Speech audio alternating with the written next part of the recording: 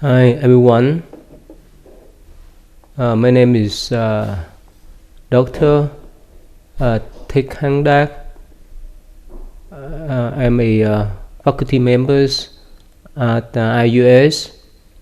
Today I'd like to provide a brief introduction of Vietnamese history and Buddhism in the country.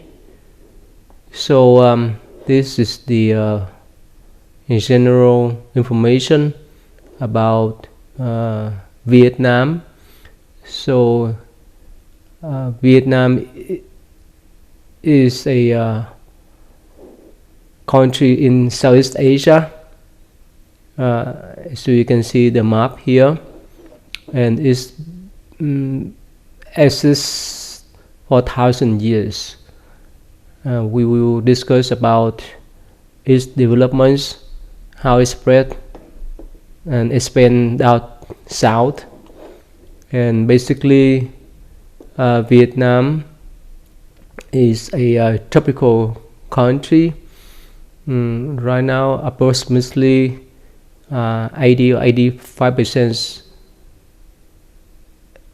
is Buddhist, and we have some Christian, Catholic, Khao Dai and other people that follow different traditions, and there's many different ethnicities in the country, like Vietnamese, mountain tribes, Cham, lowland tribes, Khmer, Cambodia, and Chinese.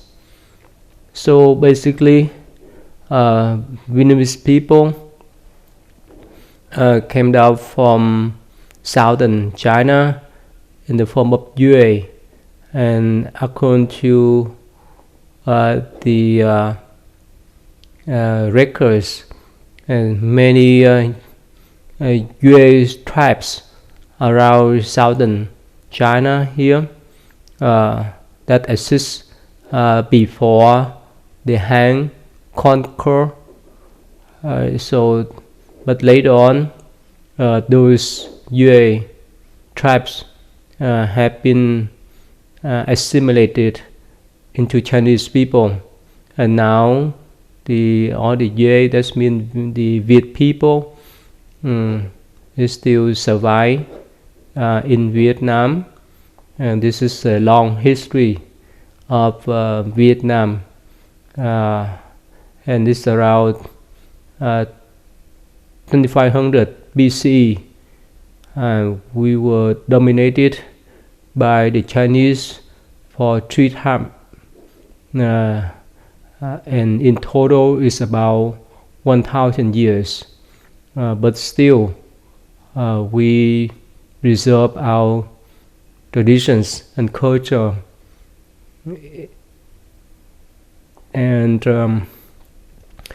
the introductions about Vietnamese Buddhism from ancient times to the 10th century.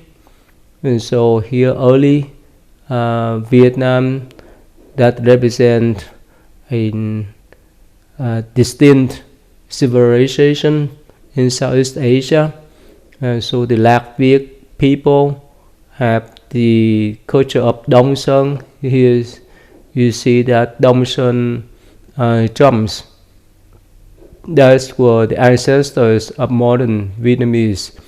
So many of them live around the Red River in North Vietnam. Right here, the Red River here. It goes through the whole North Vietnam here. And they cultivate the rice, produce the bronze artifacts with weapons, Đông Sơn drums, and the people in the south, at some points, they were part of Cambodian kingdom of Funan. This is the Funan era, all right here. You can see that. That's occupied a southern part of Vietnam in the past. and the Chinese occupy Vietnam for almost 1,000 years, but during those time there were many rebellions that went against the Chinese occupations, dominations, and of course the Vietnamese people, they adopt some portion of the Chinese culture too. And this here during the Han Dynasty, a portion of Vietnam were occupied by the Chinese, and the first liberation is occur by Trung sister. They were ladies and led the successful uprising, but eventually was suppressed. And so both of them commit suicide instead of being caught by the Chinese. So after that, the Chinese dominate again, and the second Chinese dominations happen again after the Jew ladies rebellion in the 3rd century. She successfully won the battle against the Wu force in the south. And we know that Buddhism exists in the 5th and 6th century BCE, and later on, due to the effort of King Ashoka, he sent many delegations to different countries, to the east and to the west, so that those Buddhist delegations could spread Buddhism around those areas. And according to the historical records, one delegation went to what we call the Golden Countries, but up to now there's some conflicts, dispute about that Golden Country, whether it's Burma, Thailand, Cambodia, or southern Vietnam. We don't know exactly the area that they went to, but we know by the times of King Ashoka, about the 3rd century BCE, that delegation went to the area. And in the past, these are the routes that have interaction with the east and the west by the Silk Road and by the ocean maritime route that transport the goods from one place to others.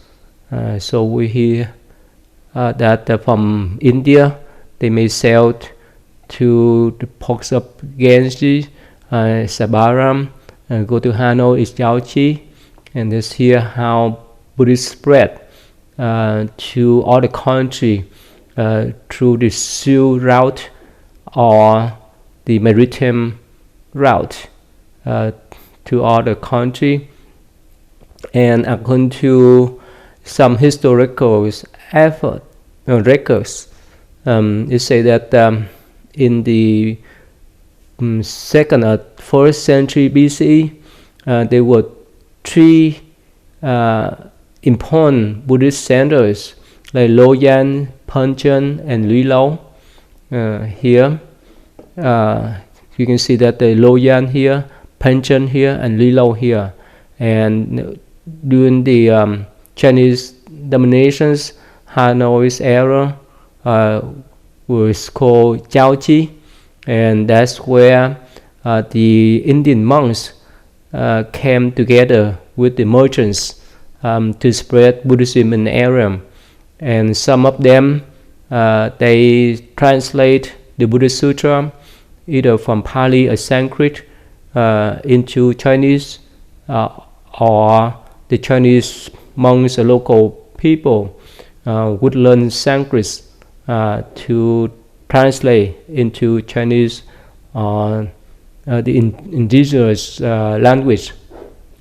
And so here the Chao Chou or Chao Chi area in the area, and that is the Li Lao. There is the old cities or capitals of Chao Chi. Right now it belongs to Bac Ninh province in Vietnam, and according to the records, it say that during those times, around the first century, so there were around 500 monks, and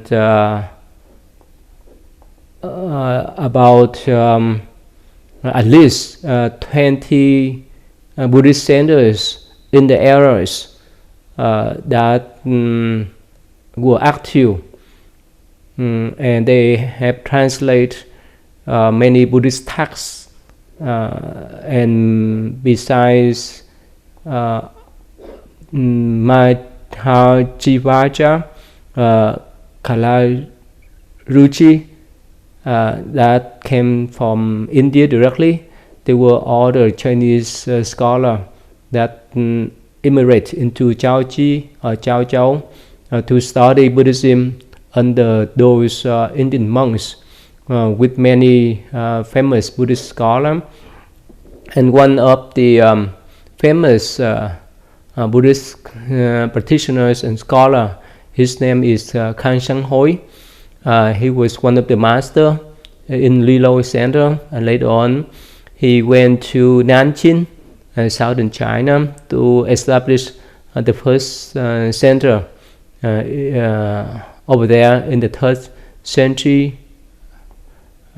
So again, together with Taoism and Confucianism, Buddhism was flourished in the era due to the influx of the Indian monks that came from overseas. So Buddhism was closely connected with the national life, and many Buddhist monks were good advisors of the kings or the leaders in the era. And they later on, the first periods of Đại Việt independence start with the King Lý Nam Đế between the year of 544 to 548. He won the independence from the Chinese dominations, and he highly honors Buddhism, and he used to consult with the Buddhist monks about the religious and political aspects of life. And finally, the battle of the Bac Đăng River in 930s, that opened the new chapter of the Đại Việt history toward the Chinese dominations. And that's the period of national independence from the 11th century to the 14th century. That was considered the golden age of Vietnamese Buddhism. And so here we have a Ngô dynasty between 939 to 967. He found the dynasty and named the country as Đại Việt, and later on we have Dinh dynasty from 968 to 980. This dynasty negotiated tributary relationship with China, and we have the early Lieh 980 to 1009, and the most important was the Li dynasty. That's when Buddhism was flourished, and the capital was moved to Hanoi in 1075, and the first examinations was held based upon the Confucius idea. And after that we have the Zheng dynasty. That's continual expansion of the population and territories. And here you can say that Li, Zheng, and Lei during the Li dynasty, they consolidate the country. The Zheng, they gain the power to arrange marriage, and the Li has the longest dynastic rules, and the Vietnamese territories was expanded southwardly. And here in the 10th century, it made the era of both independence of the Viet nation and prosperity of Buddhism. And in this Dinh from Malay and Li and Zheng dynasties, there were many Buddhist monks that engaged in politics. Many of them were national master or national counselor for those kings to run the country.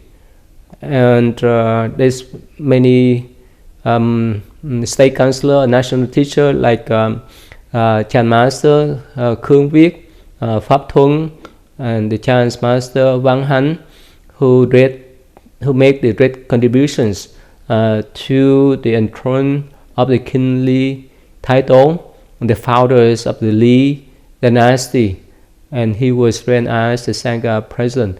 One thing I want to mention is that in order to gain independence from the Chinese dominations, those early kings, they followed the advice from those Buddhist monks, because most of the time Buddhism would advocate independency instead of depending on the Chinese one.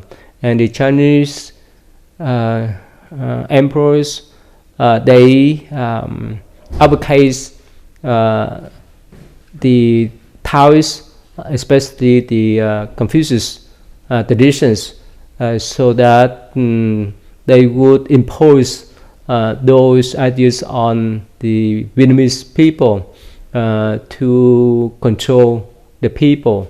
But because of the independency attitude of those Buddhist monks, that could help to rearrange the national independencies from the Chinese domination.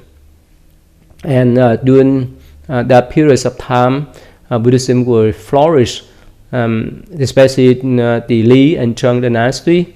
For 4 centuries, they have to spread Buddhism, and thousands of Buddhist temples, pagodas, and stupas were built around countries. And among them, one particular temple, what you call one pillar pagoda, that was the most unique temple that was built in the 10th and 11th century. And because of the war, it reduced to small one. But right now, nowadays, there's many some young people, they use the 3Ds to redraw the schematic plan of the temple that was built during the 10th or 11th centuries. And you see that one here. And Li title, that's mean the first Li king that established the Li dynasty. He was raised in a Buddhist temple by a Buddhist monk. That's why when he became the king, he support and recognized Buddhism as a state religion. And this phenomenon was prolonged to the Zhang dynasty, but Confucianism was also supported too. And especially during the Zhang dynasty, the king Trần Nhân Tông, he was a Buddhist scholar. After he led Vietnamese people to defeat the Mongolian or the Yuan armies twice, so he abdicated the throne and became the monks to initiate the Trúc Lâm or bamboo grove Zen traditions in Vietnam at the Mount Uyên Tứ. So this is the pictures of him, and that Trúc Lâm bamboo grove Zen tradition is still survive up to modern age. And here the mountain that where he went to do the practice, what they call Yên Tứ mountain, and now they build everything for the Buddhists and tourists to come, especially this is considered as the holy Buddhist place in the north, and it's in the Quảng Ninh province. Let me show you.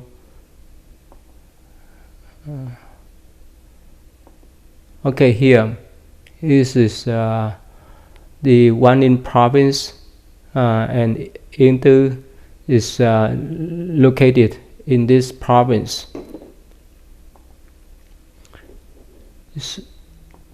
And here now they make his statue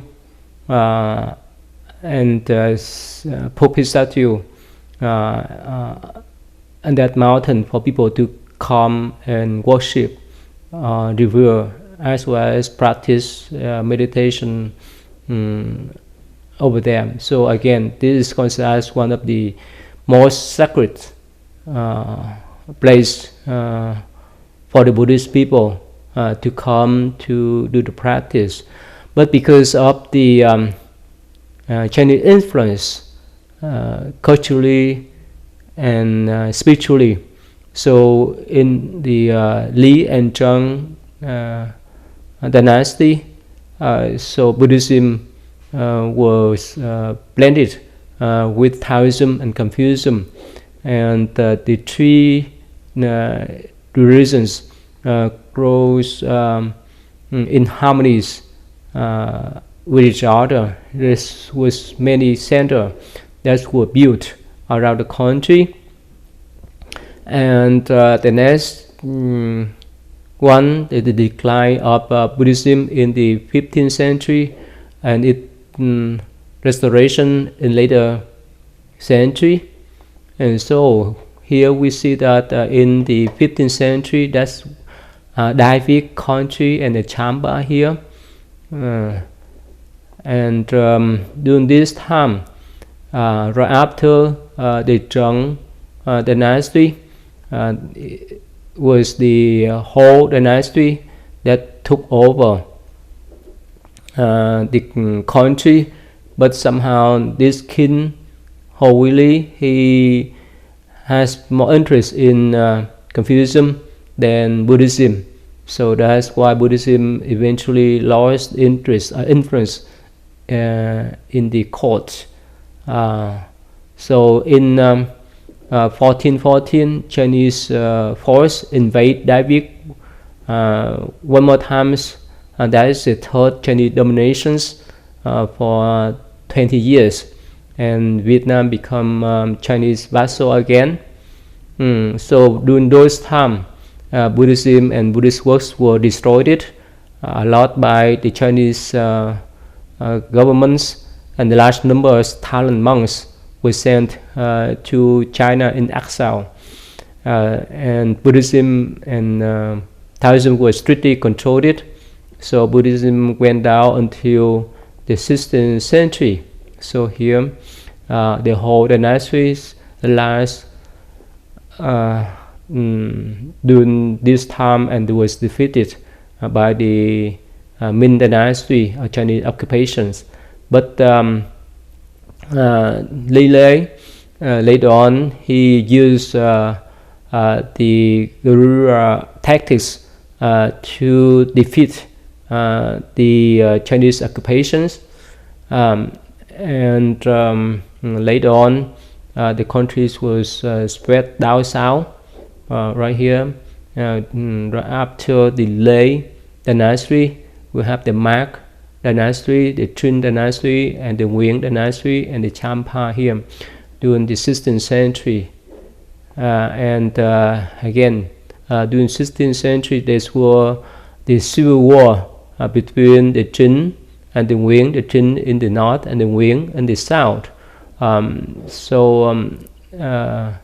Somehow the Nguyen dynasties tried to expand down south. During this time, during the Qin-Nguyen conflicts or civil war that lasts for 300 years, both the Qin and Nguyen tried to restore Buddhism in order to win the people hurt or trust, because most people during those times, even they follow and keep Buddhist traditions in the rural area. Even at the courts, they were not much protected or support, but in the rural areas, the peasants, most of them follow Buddhism. So that's why during this civil war for 300 years, the Qin in the north and the Nguyen lords in the south, they try to restore Buddhism by building many Buddhist centers, pagodas, to win the people's support. Here, this is in the 17th century. We have the north, the Qin, and the south, the Nguyen, and they expand down south, and the Champa eventually reduced in small regions. So they spread Buddhism together with the expansion of the country. But we need to know that the Champa people, or the Cham people in the Champa country in the southern and the central areas, they have import or got influence from Mahayana Buddhist traditions together with Hinduism. And so when the Vietnamese people spread to the south, they adopt some types of Cham Mahayana's Buddhist tradition too. And like I say, that there's some conflicts between the state and Buddhism during the 16th and 17th centuries, and some kings they would not support Buddhism much, but there's one particular king that tried to destroy Buddhism by closing the temples and didn't allow the Buddhist monks and nuns to stay in the city. So that's why this was crisis of Buddhist communities during those times. But somehow there's one monk, he came down from the mountain to explain the benefit of Buddhism to the country. So eventually the king respect the Buddhist tradition again. So this statue represents the sincerity of the king who repent his karmas that has destroyed Buddhist centers before. So here he ordered to make this statue to show his sincerity of repentance. And again, many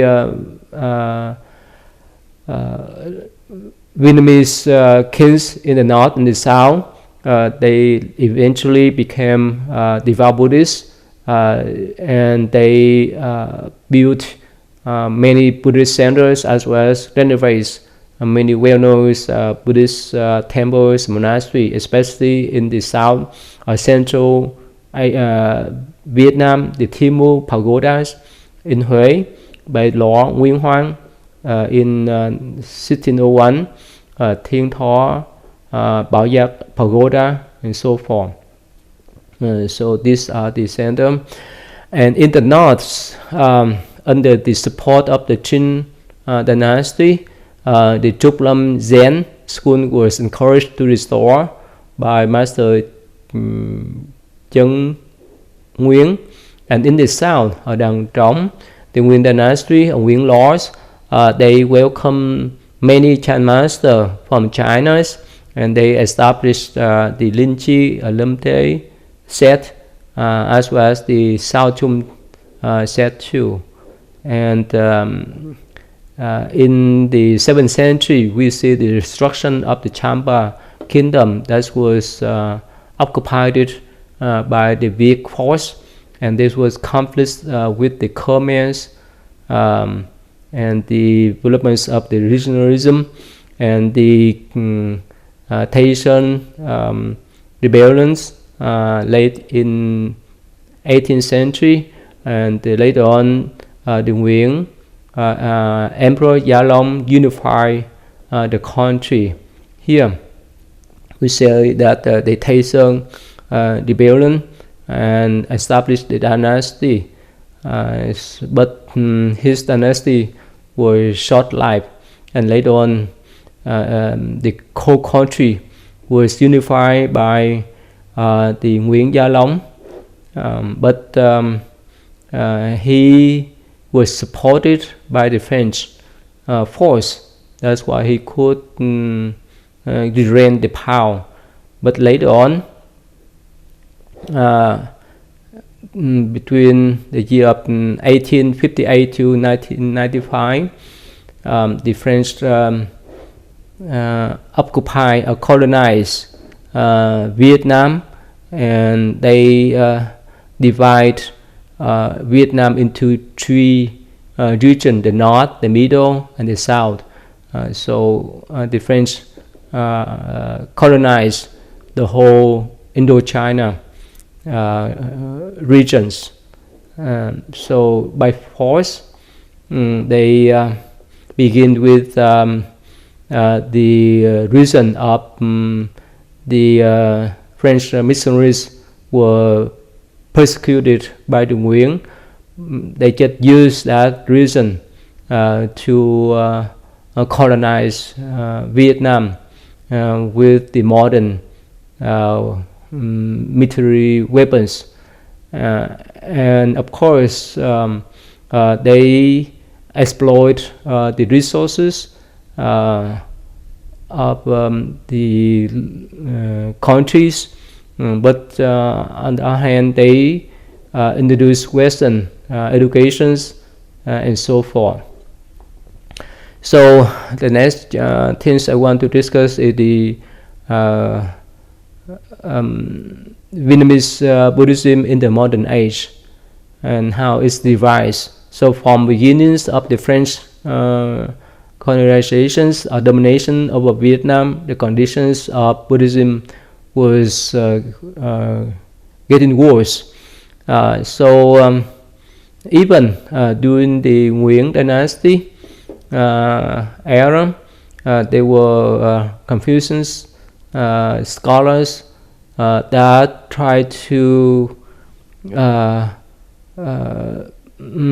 oppress Buddhism in the courts, but we know that the people in the rural areas, in the countryside, they really absorb and follow Buddhism in the wild areas, and from the 1920, under the influence of the Chinese Buddhist revival, there was a movement of the revival of Vietnamese Buddhism headed by Master Khánh Hoa and many Buddhist associations that was established in the South, Central, and North Vietnam from 1931 to 1934, and many Buddhist associations and institutes were found throughout the countries, especially the Vietnamese Buddhist Youth Association was founded by Dr. Lê Đình Tham, and right now they still have the Vietnamese Buddhist Youth Association overseas in this country, in some Buddhist center too. So after World War II, Vietnam became a republic, and later on the French returned after defeat of the Japan, and it engaged again in the Indo-China War. By 1954, after their defeated in Dien Bien Phu, they gave up completely, but Vietnam was divided into two portions. One is north and one is south. So in the north, it followed the communist government, and in the south, it followed the republics or the democrats. By the year of 1954, and later on, in 1951, this King Bảo Đại, he was the last Nguyễn King, but under the control of French.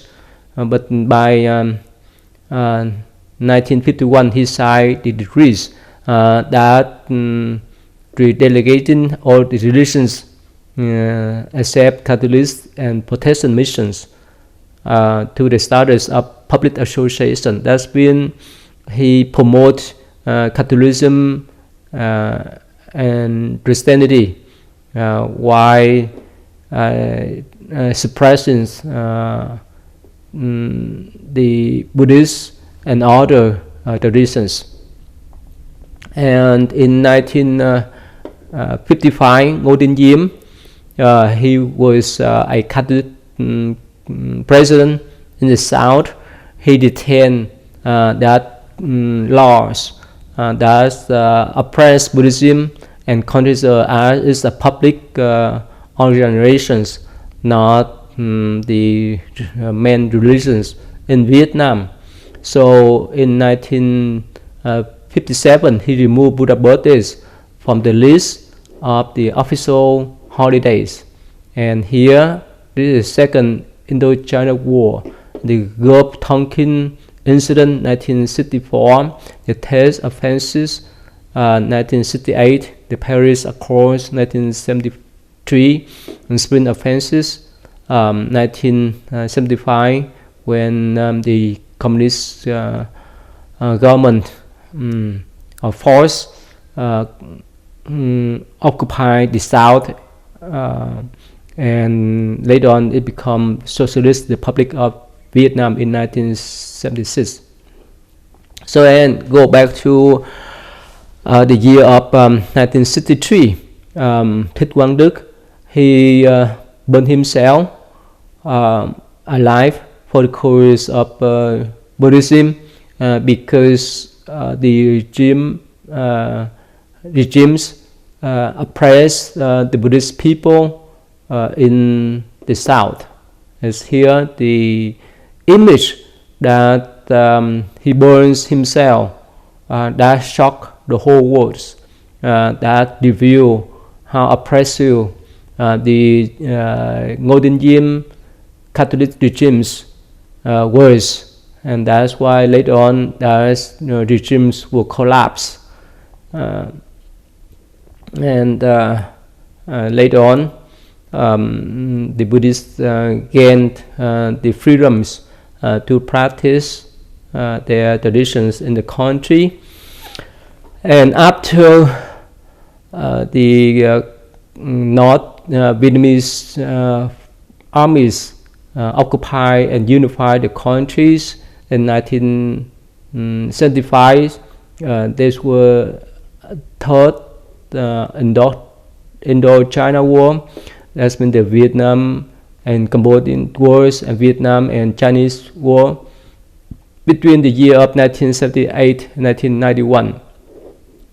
So at that times, even now, Vietnam, China, and Cambodia are still considered as communist countries, but they got into conflict with each other, especially in the south. The Cambodians, Khmer force occupy some portion of the southern areas of Vietnam, and of course they kill so many people. So that's why the Vietnamese government sent the armies to defeat the Khmer Rouge and stay there for 10 years. During those times, the Chinese briefly invade the North Vietnam for less than a month, but later on both sides declare themselves winners. And at that time, the Vietnamese communists still follow the control authority policies. But later on, in 1986, they have Đổi mới, that means the new transformation of economic developments. Here, Đổi mới, that means renovations policy, a transition of socialist to free market economies. And in 1995, they joined with the groups of South Asian country, but they still follow one party control policy in Vietnam. And after the war, after 1975, in 1981, the 9 Buddhist associations came together, both in Theravada and Mahayana traditions, to establish one unique Vietnamese Buddhist Sangha. And but Taekwondo, the leaders of Unified Buddhist Sangha in the south before 1975, he opposed to that kind of unifications of the Buddhist Sangha in Vietnam. So later on he was imprisoned, but he was released, but still remained under house restrictions. And currently, as much as 80% of the population follow Buddhism directly and indirectly. Some of them, they may say that they are Buddhist, but they may not practice Buddhism much. Again, up to now, because Buddhism has a long and deep roots in developments of Vietnamese history throughout 2,000 years. That's why the communist government, they more lenient with it than other religions, because Buddhism go along with the up and down of the Vietnamese history, and it always advocates the independency from other occupations or control. So in general, the concept of the practice in Buddhism that relate to what we call the harmonious practice amongst the three traditions: Taoism, Confucianism, and Buddhism. And if you go to some Buddhist centers, you may see that yes, many of them practice Buddhism, but there were some Taoist and Confucius elements that people still practice. So basically, Vietnamese Buddhism does not have a strong centralized structures. The practice is similar throughout the country. Again, up to now, Vietnamese Buddhism predominantly practice Mahayana traditions, including Zen, Pure Land, and esoteric school. So the Vietnamese Zen school was initiated by Vinny Tharuchi and Indian monks around 580s, and was prolonged to the 10th century by Vang Han. Remember, Vang Han was promoted as the national counselor that helped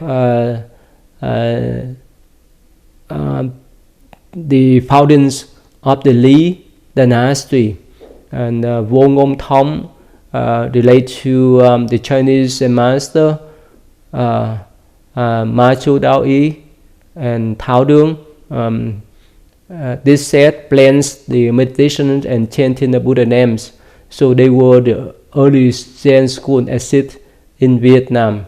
And like we just learned recently, King Trần Nhân Tông, he developed the Trúc Lâm, a bamboo grove Zen school that blends Buddhism, Confucianism, and Taoism.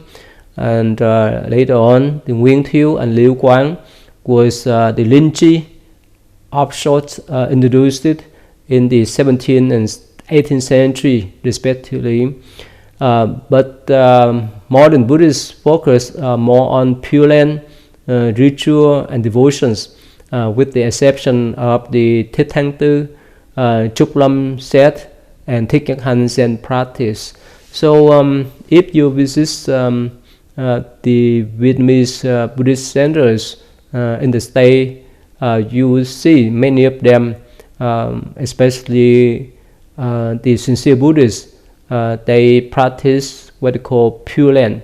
That means they recite Buddha names, they recite the three important books of Pure Lands, so that after they pass away, they would be born in the Western Pure Land of Amitabha Buddhas, and they would focus on ritual and devotions, then meditations.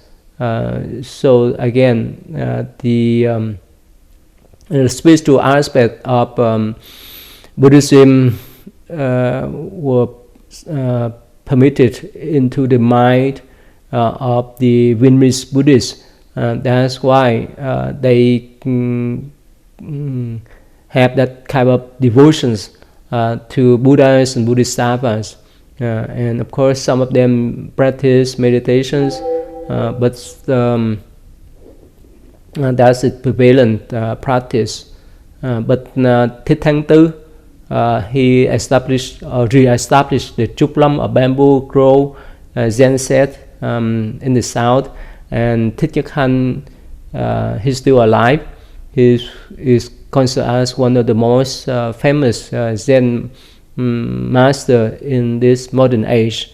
And here there's many Buddhist texts, or what they call sutras, that has been translated into Vietnamese from the Chinese one. And that means Mahayana Buddhist sutra, like the Lotus Sutra, Amitabha Sutra, Flower Dome Sutra, and so forth. But remember that because of the Southern movement, geopolitically, the Saiva Mahayana of Cham and Theravadas of Khmer people were practiced popularly in the central and the southern areas. So in the early 20th century, there were the revival movements of Buddhism that encouraged the study and practice of Mahayana and Theravada traditions.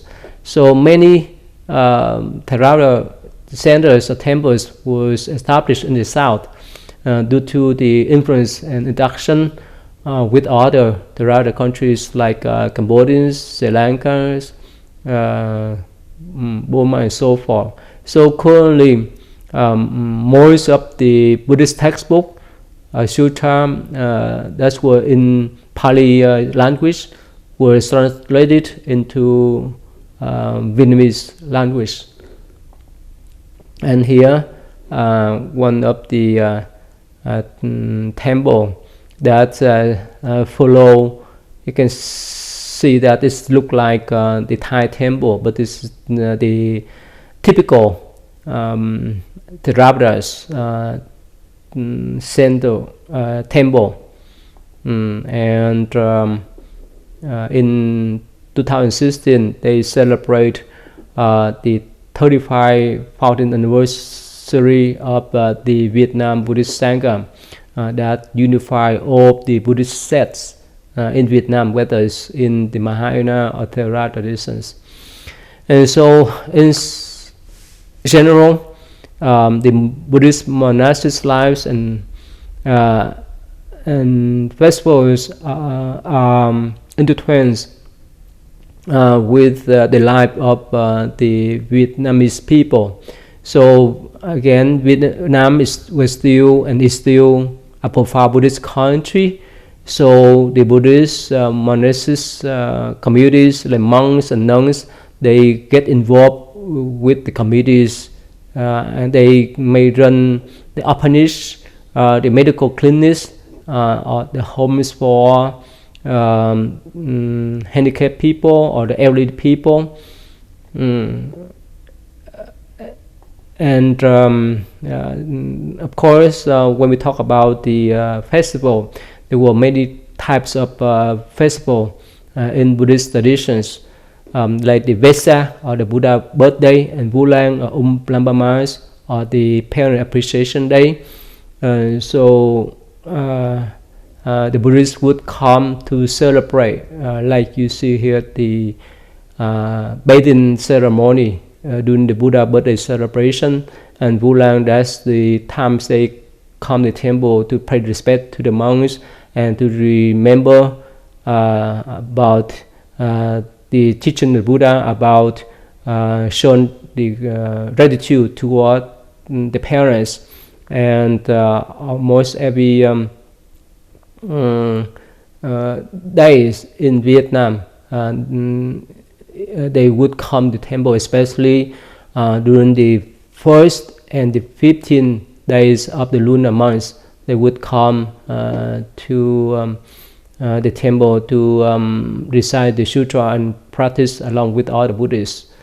And here, what we call the Umplabama festival, that is related to the Parent Appreciation Day, and this Buddha birthday celebration that was displayed for the public. It's like Christmas holiday in Vietnam. And here we see that it's a long story, but it makes short. The Buddha told one of his close disciples, Murayana, the way how to rescue his mothers who was born as hungry ghosts by requesting the holy monks to pray for his diseased mother who was hungry ghost because of their power of prey. So she was rescued or got out of the Holy Ghost realm and was born in the heaven. So that's the whole story. And they have the tradition of providing or giving the rules during that day. People would come and they give the red rose that represent the parents still alive, and the yellow represent the pink rose represent one parent still survive, and the white represent both parents passed away. So here the Buddhist practice throughout the countries for 2,000 years, and Vietnamese Buddhism has been closely linked with the survival of the nation, whether it's in its rise and fall. So we can see here now the Mahayana Buddhism has a great influence on Vietnamese literatures, art, music, architectures, and Buddhist cultures, traditions, and practices have been ingrained into the life of Vietnamese people. So if we discuss about Vietnamese Buddhist overseas, currently in this country, in the United States, they estimate that there's about more than 2 million Vietnamese people, and there was about 300 Buddhist centers around the state. Follow the flux of Vietnamese refugees and resettlements since 1975. So here is my new center, and that was officially opened last year. We have grand opening celebrations on September 1st, 2019. With 1,000 people came, and many locals, officers came, like mayor here, as U.S. attorney in the Western Kentucky area came to participate in our grand opening celebrations. And in Texas, there's one huge center, what they call Vietnam Temple. That is one of the largest center that draw the Buddhists come to celebrate and to practice Buddhism. And here is the biographies that if you want to read more information that I just shared, you can read and follow this biography. And let me see here. I like to show you briefly about the scenes of my center in Louisville for your information. This brand new centers that's on the 3rd Street Road, 7748 3rd Street Road in the south side of Louisville. This is a time when we have grand openings and celebrations that 1,000 people came to attend our grand opening celebrations there. Okay, so anyway, so thanks for your listening, and I hope this presentation will be informative for you to learn briefly about the history of Vietnam, as well as how Buddhism spread and developed in Vietnam nowadays, as well as how we carry on our traditions in this country. Alright, so again, Thanks for your listening. Thank you. I see you then.